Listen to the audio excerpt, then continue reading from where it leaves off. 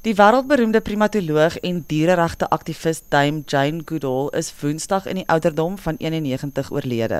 Die Jane Goodall Instituut het die nuus van haar afsterwe bevestig en gesê sy is aan natuurlike oorsake in Kalifornië in die VSA oorlede. Goodall het tot kort voor haar afsterwe steeds wêreldwyd oor bewaring en klimaatsverandering gepraat.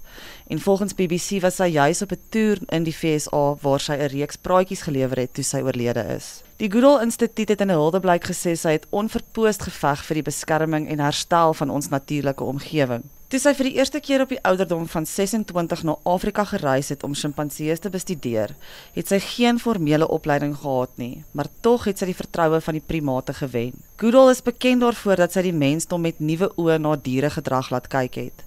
In die mees omvattende navorsingsstudie wat nog ooit in die wêreld oor sjimpansees gedoen is, het sy waardevolle kennis versamel oor die diere se komplekse emosies en sosialisering, hul gebruik van gereedskap en hul kommunikasie wat aan die van mense herinner.